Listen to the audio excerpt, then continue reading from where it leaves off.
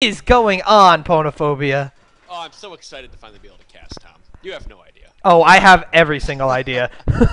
Yesterday, I was so ready to get 2 games down. We had, unfortunately, 2 forfeits. But now we do have Curse and Brute Force in here ready to go. So we are in the lobby just watching them do the picks and bans at this point. We're so excited to watch Curse play. Oh, yes, we are. I've been waiting for this one for a while. But, ladies and gentlemen, we have over here Curse Gaming going to be the blue team. Purple team is going to be Team Brute Force. And we can already see that the bans have gone down. Curse has decided to ban out Maokai, Cassiopeia, and Kennen.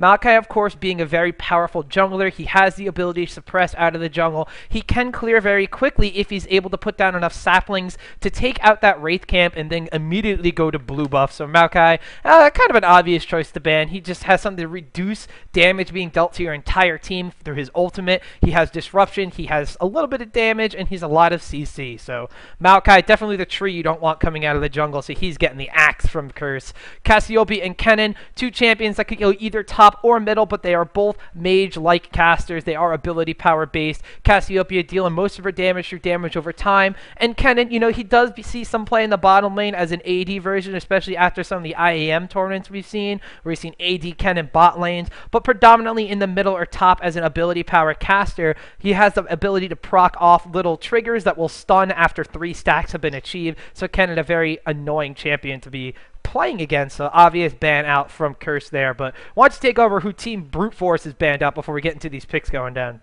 Well, of course, they banning out Shen here. Shen being a fantastic top or jungler. He can actually walk the jungle with the Ruby Crystal and never get, never take any damage and be ready for any kind of gank, especially level 2 after the red with his taunt ability. Kog'Maw not wanting Curse to run any kind of Kog'Maw Nunu or Kog Janna bottom lane, as we saw that purple team did first pick Janna over here. You know, just an annoying champ late game. After you play a little protect the Cog, he does lots and lots of damage with 6% every time he hits with his W's. So, and then of course Ryze just being that really annoying middle lane champion or top lane. I mean, he's the great versatile play him anywhere. So, the more directed bans this time rather than your normal everyday solo queue bans of like Kassadin and whatnot.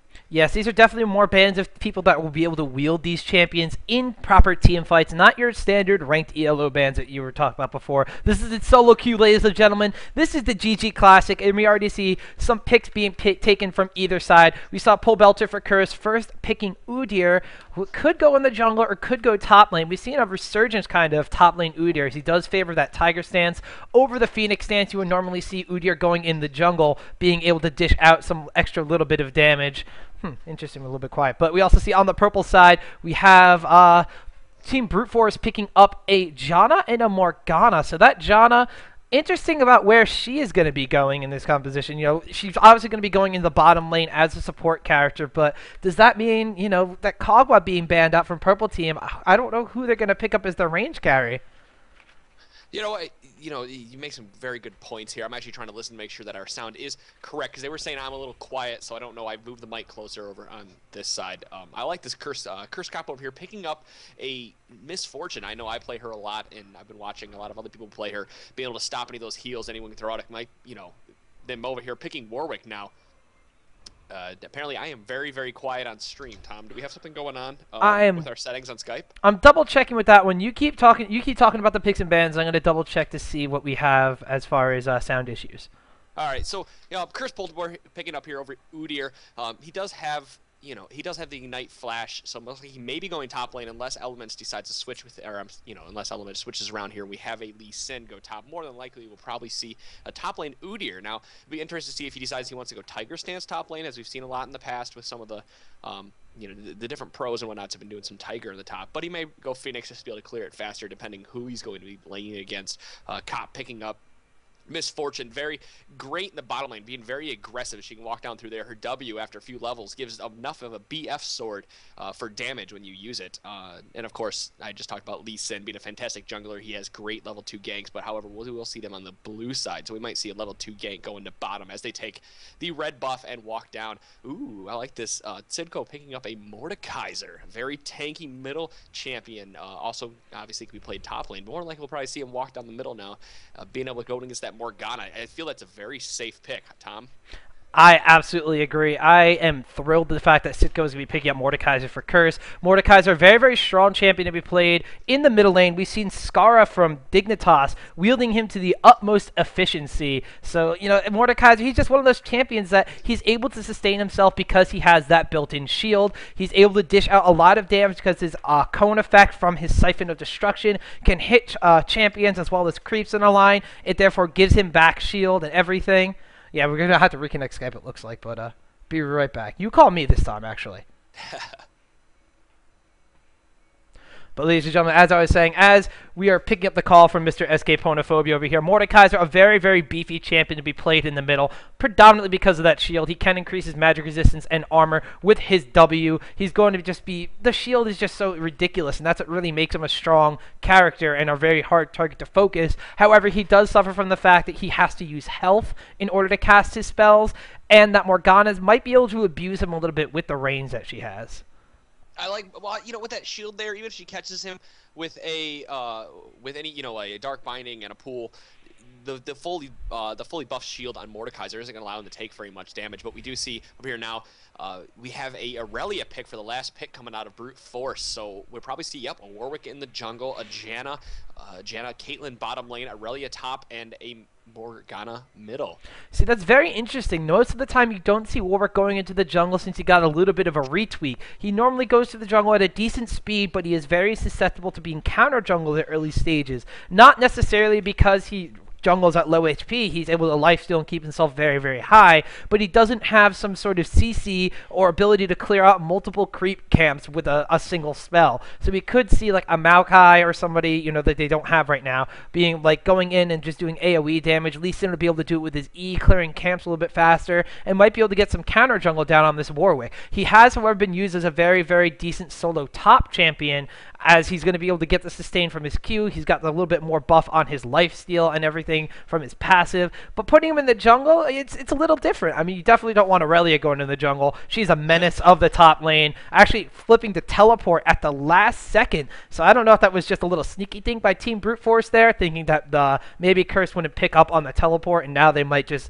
not expect it. But that teleport from Aurelia means she's going to be omnipresent on the map when dragons and everything start going down. Very potent in team fights, as she's going to be able to teleport down from that top lane, where Pobalter on the solo top Udyr is not going to be able to do the same thing.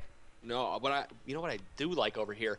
Well, Janna going with Clairvoyance and Exhaust. She has no flash at this time, so we won't see any weird, flash ultimates to try to reposition the team. More than likely, she just has to watch her position. Morris needs to really watch his position in any team fights and anything, because that's what's going to make or break these. Considering that all she has is Exhaust to get in there. Now, she isn't running any kind of like 2 offensive summoner spells or even a defensive offensive one with another heal or an ignite or anything. So bottom lane isn't really looking for, I would say, not really looking for early kills, especially going against a Misfortune and a Soraka, who's going to be able to keep feeding Misfortune mana, allowing her just to spam her Make It Rain, her Q, and her W all day.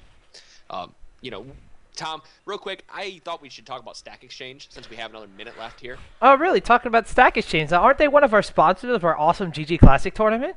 And I think they are. And you know what's great about Stack Exchange? You can go there, and right now they are running a contest where you can, if you ask a question and get one of the highest upvoted answers and questions, you will receive a console of your choice up to $250. Now, Stack Exchange obviously is a website, or I would talk to, it's kind of like Reddit, where you get the upvotes and downvotes. However, it's a very good community. The more upvotes you get, the more power you get within the community to be able to moderate and whatnot. So it's a community-driven moderation process. Yes, they host quite an awesome question and answer site for video games of all kinds of formats. Not just League of Legends, though League of Legends is a very, very popular game on their website, but they have forums for StarCraft 2, Skyrim, Mass Effect 3, and many, many more. If you have a question about any kind of game, head on over to gaming.stackexchange.com to get a quick and very thorough response. And as Ponophobia mentioned, they are sponsoring a contest right now. Not only going to be giving out free consoles, they're also going to be going to give out free RP this weekend. Summoners or Summonerettes, I believe. Is that how you pronounce the female version? I'm going to go Summonerettes, those ones. But they're going to have, with the highest rated question and the highest rated answer tagged of League of Legends by March 21st, will be receiving a gaming console of their choice up to a $250 value. Questions must be posted on the gaming.stockexchange.com website in order to enter. Furthermore, if you put the word ggClassic somewhere in your profile on there and receive 2 upvotes during a tournament. Just 2 upvotes on any comment, any question whatsoever. You're going to be eligible to win a randomly distributed $25 RP card. Now that's awesome, especially considering we have a bunch of awesome new champions like Lulu coming out and some of these skins that are going to be retired forever. Forever.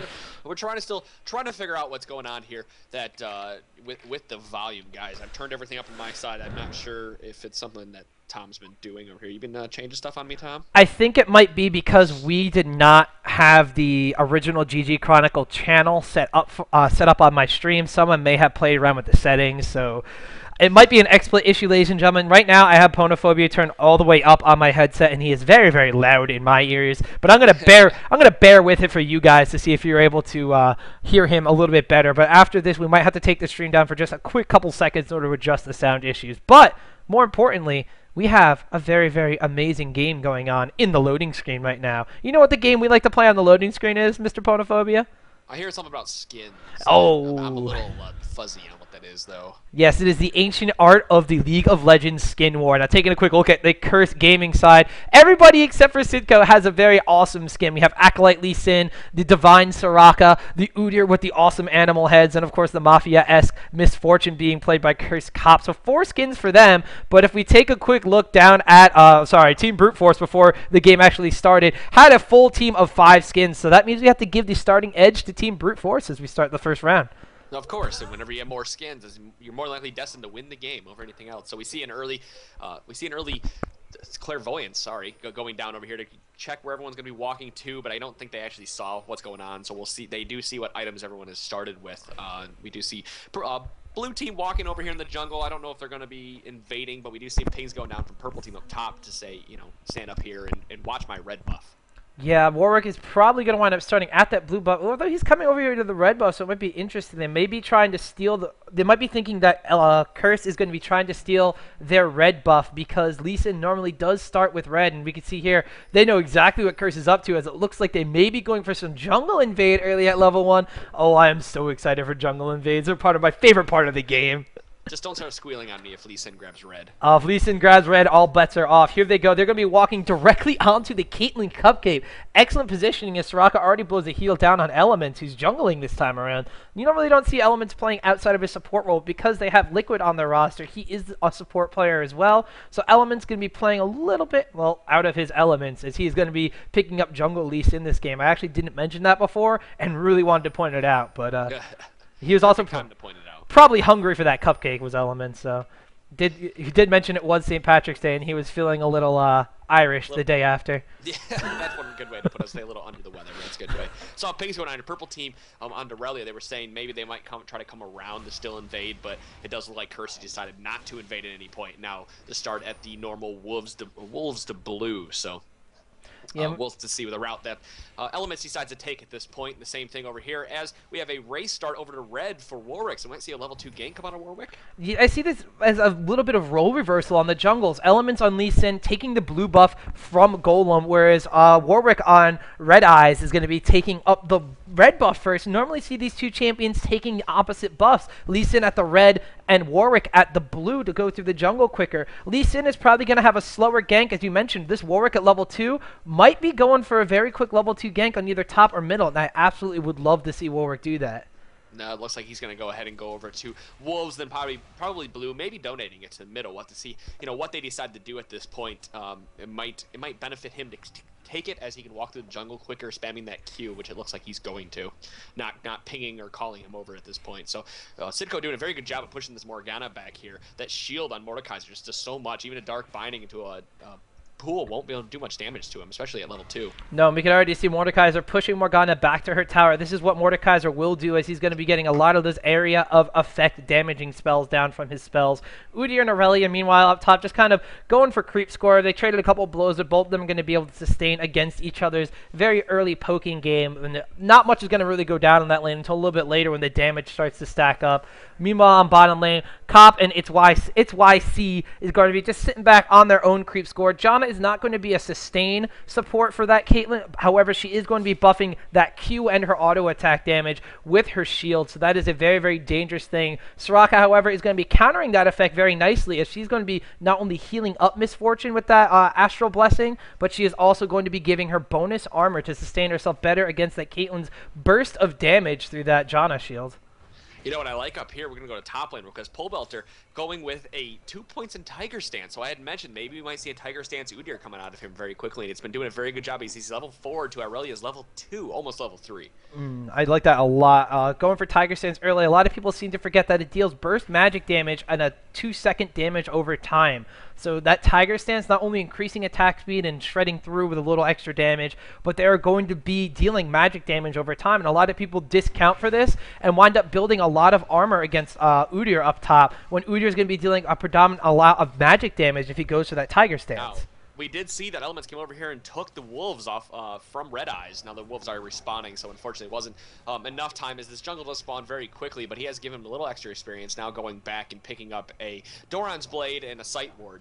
Yeah, actually, Jungle. interesting to see Elements picking up a Doran's Blade. That is one of the things Lee Sin can do. You can either opt to get a Wriggles Lantern or go for a sort of double or triple Doran's Blade composition to make him really last equally as long and durable through the jungle. However, the Wriggles is going to make him down that extra ward that the team is going to be able to have, whereas the Doran's Blade is going to give him a little bit more health to add towards his Warmogged Atma's composition a little bit later in the game. Over here, we see Elements walking in up here with the red buff, does land the Q. Slayer jumping off on the Lee Sin, not be able to do anything. So unfortunately, that gank turned the other way. We'll see if Elements. No, he's going to walk away. I thought he might sit in the bush, but he did see that Warwick is over here, so he's going to walk in onto Warwick, who is double buffed now. So Elements got to hightail it out of there before he dies. We'll see Pole Belter walk in up here to try to let Lee Sin walk away, as he does with his Q very well. A little bit of a counter gank going on. So actually this Warwick smells blood on that Lee Sin and keeps going in. Now there's just kind of a little bit of dance of death going around as Udyr and Aurelia continue to poke. The two junglers poising at each other, knowing that they are both located in that same lane, so they're not going to try anything fancy, as Udyr and Aurelia still just bouncing off each other like two brick walls. But Mordekaiser and Morgana dealing a little bit more damage onto Mordekaiser in the middle, although I can't really tell if that's from Morgana or if that's from Mordekaiser casting his own spells. As I said, he does have to siphon his own life in order to cast his abilities, which is a little bit of a drawback, but Mordekaiser is #1 in BR, so Mordekaiser, yes, that's exactly right. But Mordekaiser doing a very good job as long as he keeps that shield up. It's like having 2 life bars. So go ahead and he keeps putting on his Siphon of Destruction, no, Creeping Death on himself. Other metal song. Other metal song, that's right. For some reason I get those two confused. I don't know, man. You should be a master of this metal. The master of this middle. I don't actually touch the middle. I don't know what the hell you're talking about. So. I meant to say master of metal, but I don't know if you heard me correctly. No, I heard middle. I was like, that's not me. We actually see up top lane up here, we have 2 flashes going out in Ignite, and a first blood picked up thanks to that Tiger Stance magic from Pole Belter. So you see that, how many levels we got here? 3 levels in Tiger Stance, doing a fantastic job of taking out that Aurelia early game. Seeing that he has 38 CS to Aurelia's 20 CS. So doing a fantastic job up here, really keeping her down. Ooh, meanwhile in the middle lane here, we see Sitgo tower diving onto Morgana, and he's going to be pick up a very early kill, but Warwick is going to chase him down. A little bit of stars in his eyes as Sitgo thought he was able to get away from there, but Warwick in his jungle coming out and noting to pick up the kill on Mordekaiser. Yeah, I mean, I still think that's a little bit of a fair trade for Mordekaiser. He killed the middle. Down here at the bottom lane, real quick. Elements is sitting in the bush down here, getting ready for some kind of gank. He misses his Q, but now he gets off his E. A nice pilt over net to get out of there, and no damage will be taken by anybody.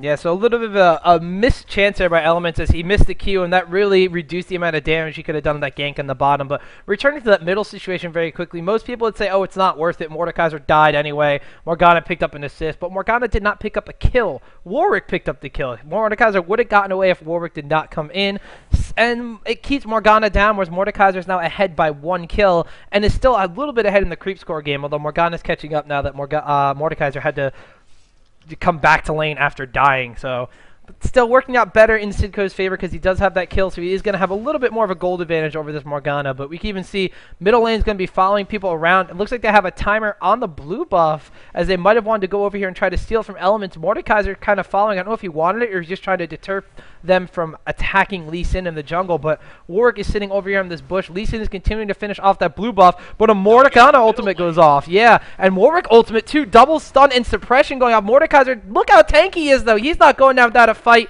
Getting that Morgana to about half HP before, unfortunately, he fell, actually tearing through her black shield on top of that. So a little bit of an unfortunate circumstance for Mordekaiser. He winds up falling, and now his early kill doesn't really make up for much more. But I don't know, man. Elements went for that blue buff instead of trying to come around knowing that they were the two people over there. Sidco kind of was trying to warn him. I saw a ping or two going down, but picking up the blue buff and securing his jungle, yeah, Warwick picks up an assist. So I don't know, kind of in favor of Team Brute Force there. Yes, it was much better, but they did have to pop 2 ultimates at that point to be able to kill him as Morgana got the stun off, and then we saw the Warwick stun come out of his R as well, but it does put Sidco farther behind as he is up 1 kill, but now losing some CS to that. Lots of pings going down here over by Dragon. Purple team does have it warded, so they did see Elements walk down there. At that point, we'll see, does Soraka have a ward? She does have a pink ward, so we'll see if she pinks it now. Yes, she will. Oh, double pink ward's going to be canceling each other out. Warwick actually coming in to try to protect his pink ward, but I don't think it's going to be enough. His ultimate is probably down still from ganking that Mordekaiser in the middle, so Soraka's going to be getting away scot-free with a ward kill. But speaking of wards, as we check the vision very quickly, we can see over here that Team Brute Force doing an excellent job keeping the opponent's jungle side warded. They have a ward over by the blue buff outside in River, up by Baron, and then by Wraiths and by the Tri-Bush on Curse's side, actually. Whereas Curse right now really only has the River warded, so they can only see where Team Brute Force is going to be moving throughout the river and trying to switch lanes, whereas Brute Force has an idea of where Lee Sin is on top of everything else. But we see Curse going for a relatively uncontested Dragon here, as it looks like Team Brute Force might not know what's up because that ward was taken out. John is going to land a tornado, but Element's tanking through the Dragon. He's going to be able to pick up the kill on that. Curse looks like they're going to be getting out of here without a team engagement, although Brute Force is hot on their heels. They do have that ward in the Tri-Bush, and Warwick has the vision from Blood Scent, but they opt not to go in on that. So Curse getting away with a steal of a Dragon there.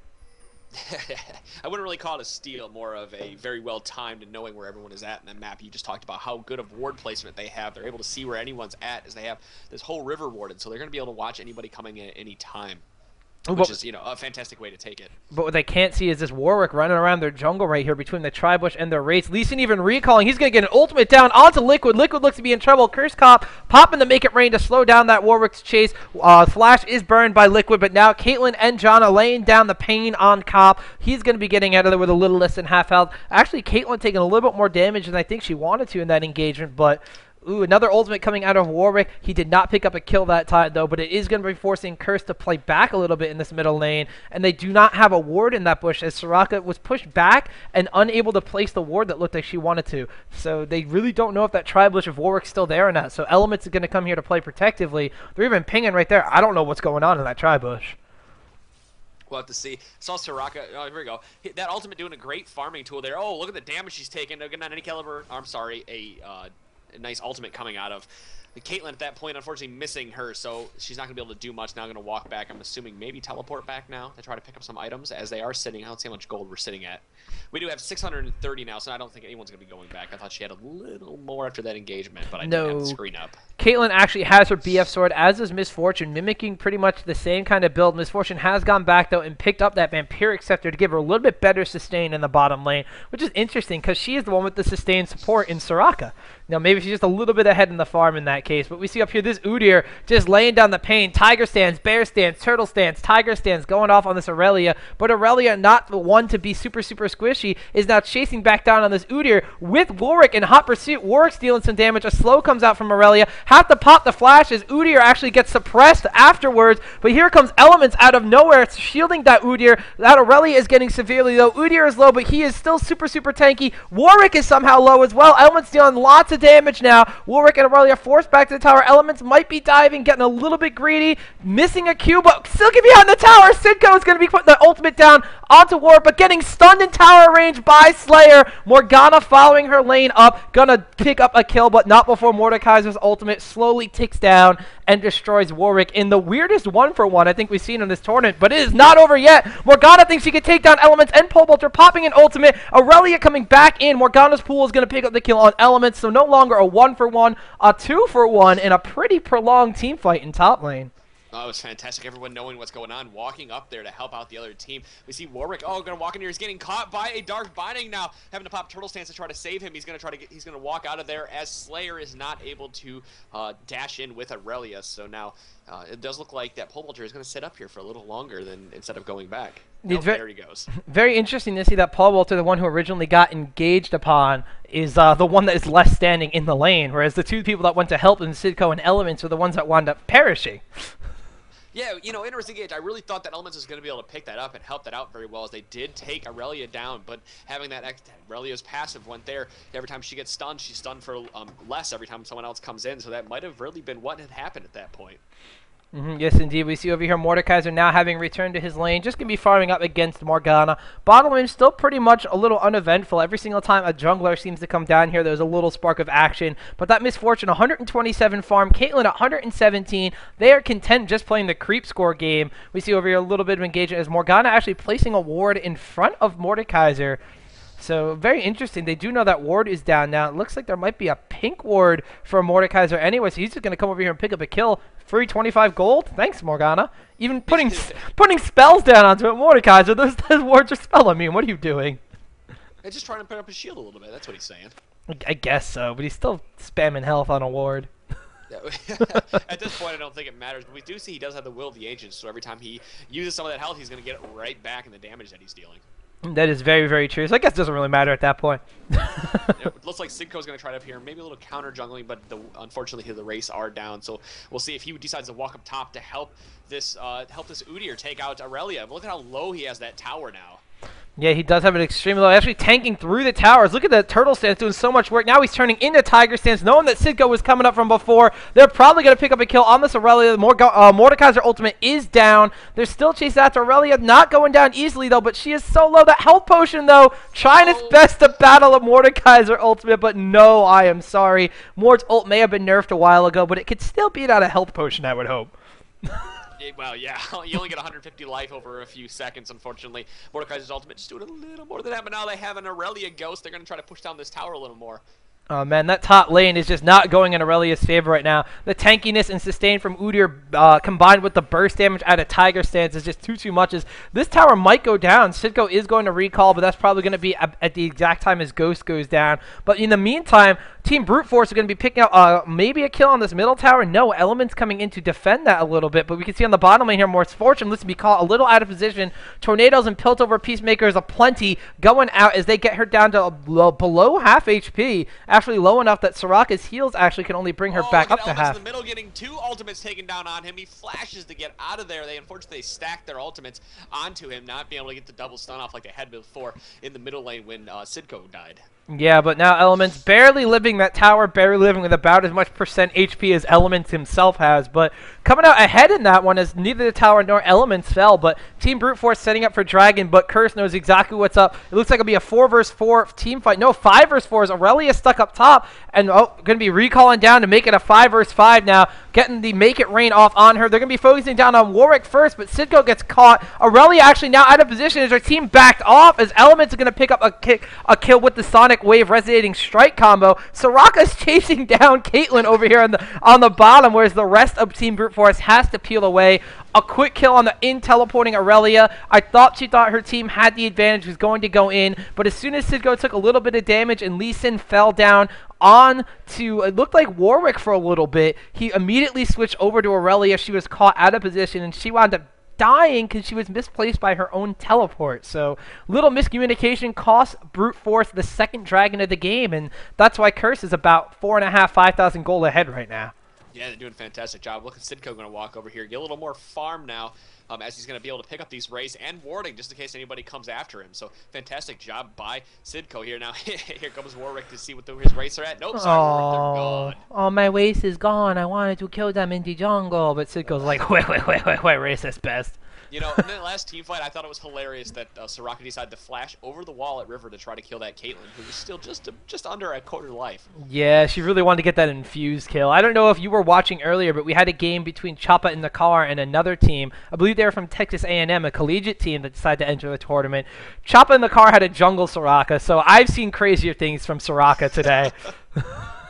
Yeah, they ran Blitzstar bottom lane, so there's been some crazy stuff going on in this tournament so far, but it's been a fantastic one to watch, and I hope everyone's been enjoying it. Yes, indeed, but Team Brute Force can be picking up their first tower of the game on the bottom, as Jana actually picking up the kill on that, as her and Caitlyn pretty much uncontested after making that misfortune to fall back from a little bit earlier, so towers are now 2-1 in favor of Team Curse. That is going to be making up the predominant amount of their gold lead. It is 5 kills to 4 on top of 2 dragons, so that is why Curse is slightly ahead in this game, but not so far ahead that Team Brute Force couldn't pull a little bit of a comeback right now. They're not down too much. 1 kill, 1 tower, and a dragon or 2. Not the hugest deficit. This game is pretty much on even base, especially taking a look at the farm counts on bottom lane. Now we see bottom lane down here. They're going to be able to chase down Liquid, who does have an Oracles. They want to kill her as much as can. Elements is going to walk in around the corner over here to shield her. Now Ace in the hole coming out, but he missed his target, now forcing the ultimate out of Soraka. We see Pigs going down here up top to try to give Aurelia the red buff, maybe to farm up a little more. Nope, it looks like she's not going to take it, and instead give it to the jungler. No, that Warwick really wants his red buff if you saw him take it at the beginning at level 1 of the game, so right. He doesn't want to donate that to Aurelia, but there is a point of contention in this Udyr up top. He is the one that has the biggest farm advantage over anyone else in any lane at this point, I would say. Morgana and Mordekaiser are about 10 CS apart. Same thing for Caitlyn, Misfortune, only a couple CS apart, but this Udyr over this Aurelia by about 35 or 40, so that is really the lane, especially just look at the 2 towers that have gone down in the top lane from that Udyr and Mordekaiser pushing. That is a point of contention for Brute Force right now, is that Aurelia not doing what she wanted to against the top lane Udyr, so they really need to do something. And this Warwick with red buff, hopefully that's what they can do, but Udyr has not fallen to any ganks at all yet, being 1-0 in 2. He is super tanky. Super tanky, and that's what you get for getting fed a couple kills on top along with lots of CS. I kind of like the Soraka build order over here. It was a little interesting. She had 3 points in Astral Blessing and only 2 in Infuse. Now having 4 in Astral Blessing and picking up a point in that queue for Star Call. Also looking at Sidco's items, he decided to go rush a Quicksilver Slash right after that Will of the Ancients, so to be able to keep him out of that Morgana ultimate, or even the ultimate from Warwick. It's a very good choice on that team. Instead of picking up extra damage, just pick up what you know, some defensive items so you can live a little longer and do more damage. That is the thing, too. They are going to be dealing a lot of magic damage. Warwick's predominant form of damage is going to be magic through that Q. Morgana's dealing magic damage, obviously. Caitlyn obviously dealing physical damage, and Aurelia going to be doing true damage. You really can't reduce that anyway. Off that Heaton style, going to be doing ridiculous amounts of 75 true damage. Ugh, that's just insane. But picking up a Quicksilver Sash is going to get him out of any stuns Aurelia can throw down, any binds Morgana, or stuns from Morgana's ultimate. That Infinite Duress from Warwick is going to be nullified as well. So not a bad item to pick up at all. And the Magic Resist, probably going to help out a lot in this team comp too.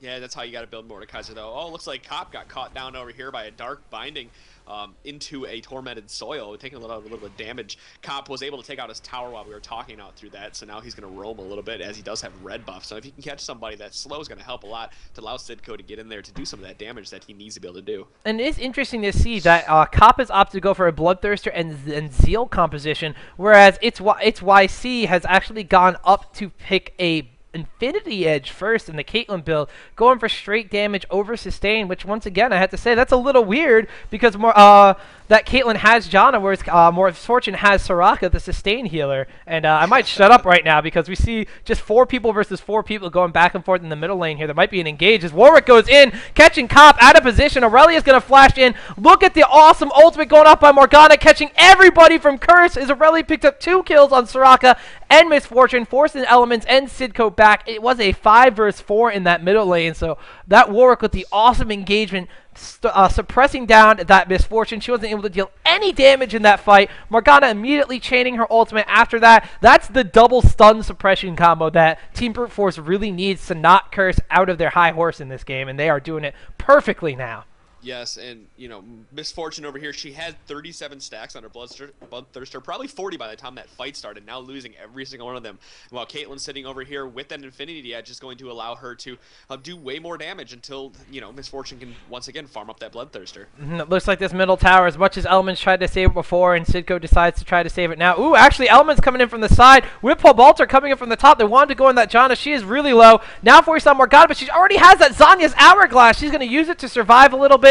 But now that the rest of Curse, besides Cop, has come in here, Morgana, no amount of going invulnerable for a little bit of time is going to save you, as Curse picks up a kill on her, evening it up at 6 apiece, and now looking to make motion on Baron, as Cop is still out of position, though, but as a 4 versus 4, Curse is going to be falling onto Baron Nashor and shredding with that Tiger stance ever so quickly. Wards keep going down the try to poke and harass. Liquid a little out of position. He is not with the rest of his team. Cop being caught from behind over here, but trying to get enough damage on the Janna to melt her. Now Udyr going in off of Baron, dealing damage onto Aurelia. Cop is not being focused anymore, as he's able to pick up a kill on Janna. Udyr is going to fall to the sheer damage of Misfortune. I'm sorry, Caitlyn, as Misfortune picks up a kill on Caitlyn. Warwick is going to melt down that Soraka, though, as Lee Sin picks up a kill on Warwick. So the delayed timing by Cop, they thought they were going to engage on her, hesitated for a second. That allowed Udyr to go in instead. Curse peeling off of Baron, using it as an excellent bait, as they did have advantage from the earlier team fight, not really taking any damage as they melted down Morgana. And I don't know, man. They could have went down on Cop, and it could have turned out entirely different, but they decided to go down on Udyr, and they did pick up a kill on that tanky Udyr, but Misfortune wound up wrecking through the team. Now an ultimate going off, catching Cop as Sidco just ran away. Aurelia is going to have to go down on here, but excellent Dark Binding picks up a kill on that Misfortune after the flash. He'll actually be donated to that Aurelia, but excellent Dark Binding after the flash catches Misfortune off guard, and unfortunately resulted in a kill. So all in all, we still have an even kill count, Ponophobia. That was, you know, some crazy engagement going on over here. I'm just listening to you talk about it and sitting here in disbelief on how everything keeps turning around. Team Brute Force winning a team fight, then suddenly Curse coming back, winning one, going over, winning another, and then a team fight for Brute Force. So we just keep going back and forth, back and forth. But I've seen Sidco use that Quicksilver stash over and over and over again in every team fight, so it's really helping him out. I think the rest of the folks on his team, we do see that Misfortune decided to go for one as well. I was just about to say, I do think the other people on his team need to start thinking about picking up that Quicksilver stash against that, you know, against that double stun composition they have going on over here. They have so much CC on the purple team that it's going to be very hard for them to do anything if they get caught out of position. Yeah, but they do have the Quicksilver stash on the two characters that really need it most. As you mentioned, Mordekaiser are going to be dealing most of the AP damage on Curse's side. Misfortune, the predominant AD carry, going to be dealing most of the physical damage. Lee Sin and Udyr both being extremely tanky champions out of the jungle and top lane, almost wanting to bait out that Warwick ultimate on them to try to just be like, you know, you can't really kill me with this. I'm just going to tank through it. And if you try to focus down on someone else, it's just going to get Quicksilver Sash. So really negating the amount of damage that Warwick's ultimate can do. But we even see Elements deciding to pick up an Aegis of the Legion on his Lee Sin before going for the Giant Spell into either Frozen Mallet or that Warmog's Armor for tankiness. So he's actually being a huge team player, picking up the Aegis, and it's going to allow Soraka actually to probably turn that Heart of Gold into a Randuin's Omen, if not a Locket of the Iron Solari, which I would absolutely love to see. Yeah, giving Sid, you know, it'd be great to also give Sidco more shield with that Locket of the Iron Solari. She does have boots of mobility to be able to pick up. I'm assuming she's using them to be able to go from top to bottom, bottom to top as quickly as she can to clear out as many wards as she can. So interesting choice on her. As you were going to say, I was going to comment on that Aegis Legion. Usually see the support picking up, but it's really not a bad idea to have Elements have it, as he will be darting around the battlefield and will be around everybody at any point in time. Yeah, it's also going to be giving, he has the shield as well, as he's going to be able to go through and really protect his teammates, so he really does have to be on top of all of Curse when they are in a team fight, and that Aegis is just going to start doing so much work for them if he could just stick around, and that's what he's going to be doing. But we saw a little bit of a combo going down on Sidco, but it just really ate through his shield, and that was it. Sidco with that Quicksilver Sash has Will of the Ancients and a Death Cap already, so he's going to start hitting like a truck. Like a truck, you say? Like a truck. I was waiting for you to burst out the song or something. That's kind of why I waited Ooh, for like a something. truck. With this Udyr chasing down Aurelia through her jungle. In the meantime, going to stop off on the way and pick up some golems. Aurelia actually going to dash and steal that, saying, hey, hold on a second, that one's my Now, golem. speaking of Randuin's Omen, we do see Udyr decide to pick one up along with his Wit's End, and he has a Wriggle's Lantern, so he was with his Tiger stance there. That extra attack speed he's going to get on at magic damage. He'll be melting Baron at any point in time. Yes, he will. Well, that probably means Soraka's going to be picking up a Kindle Gem into that Shirelia's Reverie, and then hopefully going for that lock at the Iron Slaughter if the game does go on that long. I'd be super excited to see that. As you mentioned, the extra shield's going to help out Mordekaiser. It's going to help out Lee Sin. It's going to help out Udyr. Everybody on the team is basically going to have 2 shields except for Misfortune. Yeah, absolutely. You know, interesting pick over here also by Mordekaiser picking up that early Amplifying Tome. He picked it up a long time ago. I wonder if he decided, he switched his mind on what he was going to build. Maybe he wanted to build I'm sorry, not a Revelry. A I'm Rylai's. gonna shut up now as things are going down here on the middle, and I'm going to let you take it. All right, we see here Curse pushing down onto this middle tower. It is not long for this world as Pobolter's going to start engaging on it. Janna's shield actually saves it, though. Interesting choice, as that shield can be cast on towers to make it absorb a little bit more damage. That is going to force Curse to back off of it, though, as Pobolter was just taking a little bit too much damage. But as you mentioned before, Sidco either going to be picking up a Void Staff or a Rylai's Crystal Scepter, opting just to go back, and it looks like pick up that Death Cap, because I guess he just had enough money for a Death Cap, and if you have that much money, it might be a good idea. He was running around with a needlessly large rod for a while, so he decided he wanted to go with Death Cap. That's what I was going to say. Probably a Rylai's off of that Amplifying Tome, but we do see them poking down here very hard.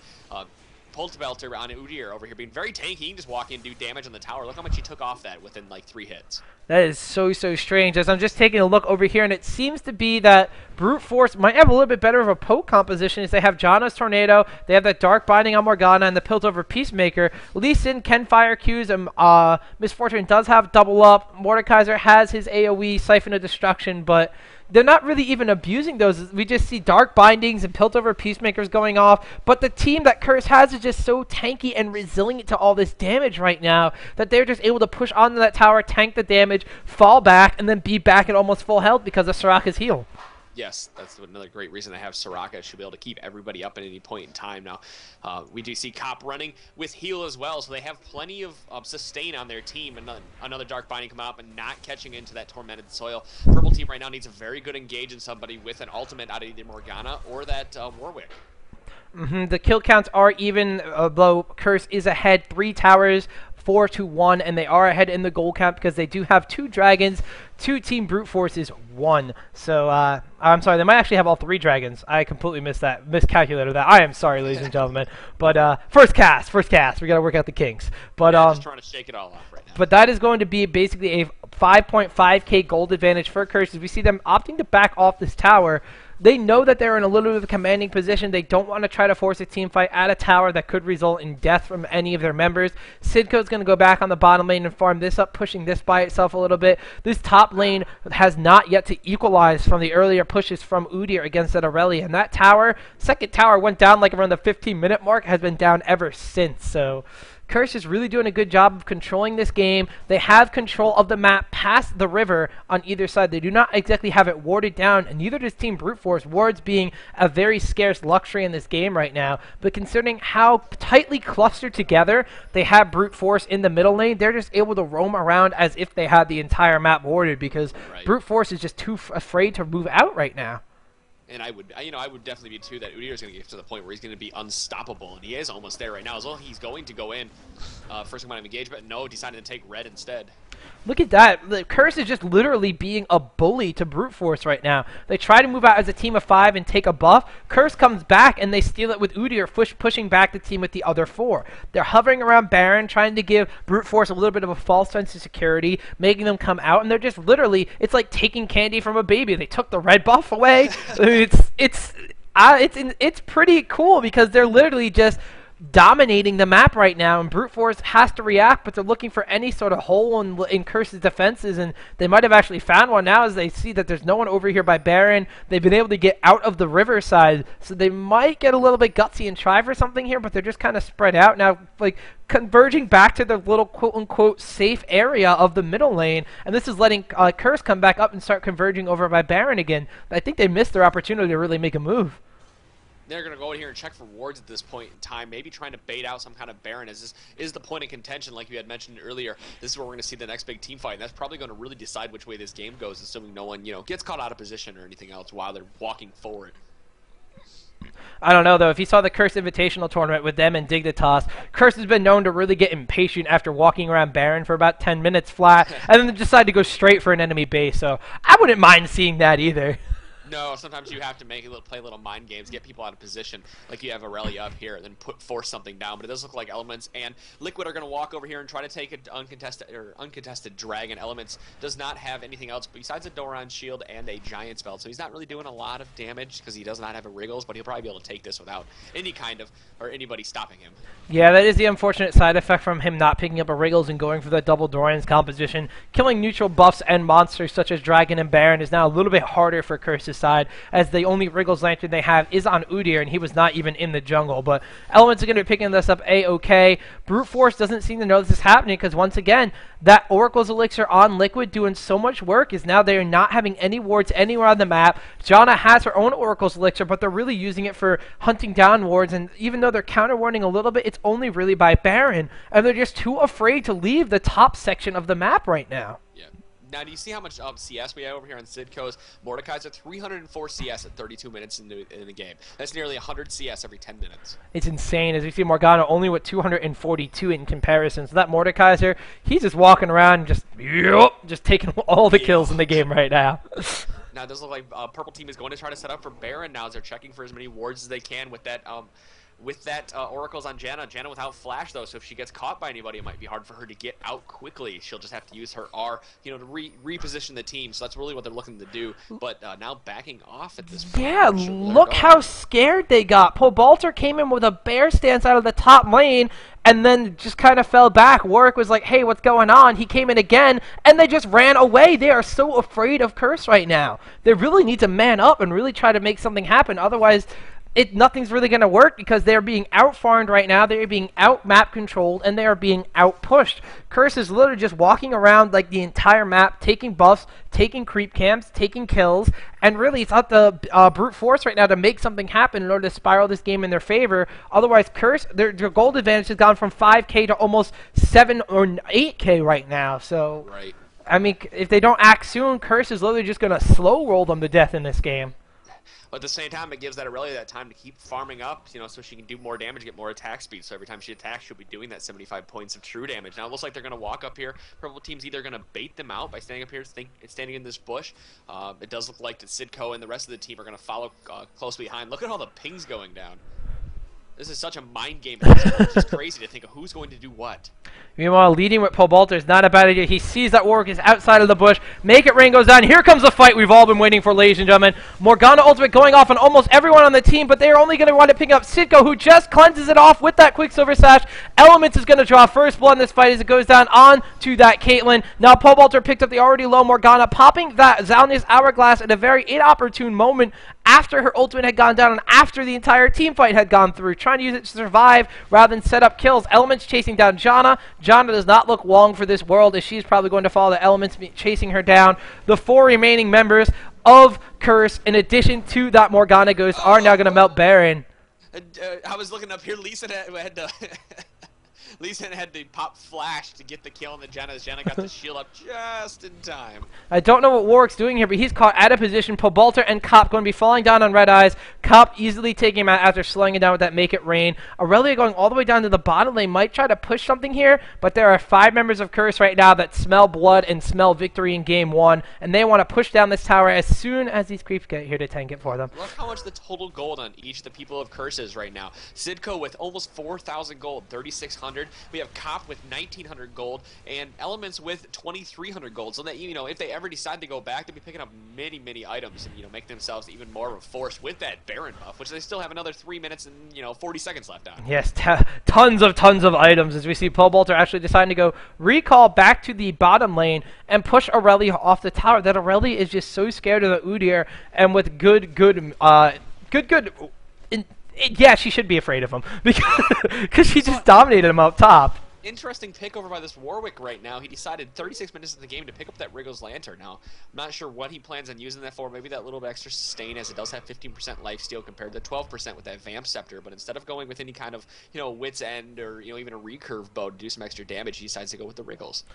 Yeah, that is a little weird, actually. I would have assumed that he might want to be trying to go for a Frozen Heart to slow down the damage output of this Misfortune, of that Udyr, and of that Lee Sin. It's also going to be giving a lot more armor against these champions, but picking up that Wriggles Lantern, he is going to get additional armor from that. He's not going to get the cooldown reduction that Warwick really wants out of the Glacial Shroud portion of Frozen Heart, though. So, like you mentioned, very interesting pickup of Wriggles Lantern over, say, a Frozen Heart. We had a Giant's Belt here to maybe even go for a Warmogs or something like that. Now we see Mordekaiser walking back here, picking up a Zanya's Hourglass right out. That's what you get when you have 4.4k gold. And not to mention, it looks like he's got a couple of pots as well. Yeah, he sure does. That Mordekaiser is so fed. Pots, and he is just fed all to hell. He is Purple Kaiser right now. He's got purple Baron buff, purple pots because he's got blue and red down on him. I don't know. He's really just trying to take it to Morgana. He's like, you could be purple, I could be purple too. I do it better. I'm not gonna start singing again, so you might want to not make those references for our poor viewership. I tried to set you up. He was a co-caster. Anything you can do, I can do better. Let's see a Shirelia's Reverie coming out here in the middle. Tomo, you know what? Since I'm really low, I'm going to let you try to take any of the team fights for this game. All right, well, we see here Curse is pushing down Anand's inhibitor. Team Brute Force really can't do anything to contest it, and that inhibitor is going to fall. Are Curse going to be backing out to go for another lane or pushing through in the middle? It looks like they opt to try to go back to that top lane, which has been really pushed down for almost the entirety of this game. So Misfortune leading the charge back to the creeps on the top lane. They're probably going to fall back here, push this lane out, and then I wouldn't even be surprised to see them try to switch over to bottom or something and go for a little bit of a split push as these super minions in the middle keep one or two members of Team Brute Force preoccupied. Yeah, everyone's doing a fantastic job of here, keeping the lanes pushed out, taking that early tower up top has really put Aurelia, pretty far behind. And she's able to come back, as they did have like a 20-minute lull there, but now looks like Populter getting caught by Tormented Soil, but that shield coming down off of Mordekaiser to help him, gain some of his shield and do some damage. But that Baron buff, one of the great things about the Baron buff isn't the AP or anything it gives you, it's that life regen. So just look how much life he keeps gaining back at this point. He took a little bit, he's almost full. Yeah, he also has that Will of the Ancients on top of the life gain from that Baron buff. It's going to be so good. We actually saw him and Udyr coming up behind the creeps from red side, or purple side. I'm sorry, I have blind colored mode on, so... colorblind mode, that's what I'm supposed to be talking about. But him and Udyr came up and took out those creeps, so they wouldn't be able to push back that easily. Now we have a team fight going on. Janna miss-popping her ultimate. Once again, that Morgana popping her ultimate, but Mordekaiser pops his Zanya's. Morgana once again doing a weird Zanya's timing, but Aurelia's going to pop up a kill on Misfortune. Not before Mordekaiser takes down Aurelia, though. That Morgana now not long for this world. Neither is Warwick, as she's getting damage dealt down by Mordekaiser and Soraka. This Udyr and Lee Sin are chasing down onto Warwick, but he is going to stay alive. They decide to switch targets to Caitlyn, realizing that she has about half as much HP and armor as Warwick does, and she immediately melts beneath the might of those two very beefy champions. Another inhibitor is going to be going down for Curse, and now it looks like they're just going to be pushing it down onto Brute Force. These other champions really can't sustain too well against a 4 vs 3. Warwick trying to do all he can with that Morgana shield. Actually going after this Soraka, being chased out by Elements is Lee Sin, as he's going to just chase him away from the fight. Sitgo picking up another kill on the second Nexus turret. Him and Udyr with Soraka bananas going down on the enemy Nexus, and that looks like it is going to be the end of Game 1 as Curse takes Game 1 from Brute Force in a very patient back and forth game number 1. There it is. I was just waiting. I'm like, is he going to play the button? Is he going to play the button? I love that button.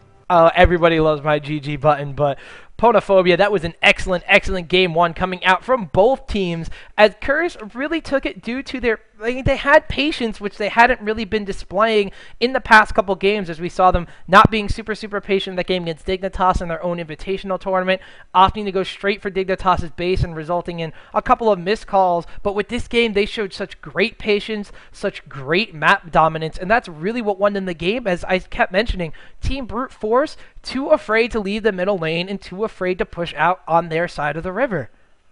Yeah, that's what happens. And Curse showed fantastic resolve during this game, as they were up pretty much the entire game, besides a few of those in betweens when we had some of the Baron fights that they had started on. But Curse showing a fantastic patience at any point in this game, where they just waited. It was probably a 15-minute span where they just had waited in the middle and really got into the mind of Team Brute Force, not allowing them to ever try to go for Baron. And actually, the chat was commenting that Sidco actually never turned the amplifying tome into anything. Huh. I was wondering what he's gonna do, but when you have that much gold, you might as well buy some of those items outright that are gonna help you more than a like a Ryla's or anything. Mordekaiser, a little bit of the librarian. He had 2 tomes and an hourglass. I don't know about you, but I always just think of like the librarian as that person with like the big glasses, the old lady sitting at the desk with all these books. I'm like a little one of those old hourglasses with the sand in it, just like flipping up using it as like a paperweight on the books. I don't know, but that's what Sidco reminded me of. But he's definitely a lot more deadly than any librarian I've met. Going 5-3-7 with an amazing 360 creep score in a barely 40-minute game. Like you said, he was getting just under 100 CS per minute on that Mordekaiser. Yeah, doing a fantastic job. Tom, while we have this little break here, I think we should talk about our sponsors.